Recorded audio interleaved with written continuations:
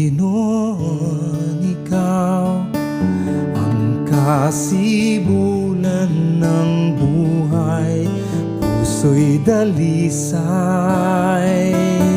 Kailan pa man ipahintulot mong ako'y mapahandusay sa sumasaibayong kaginhawa.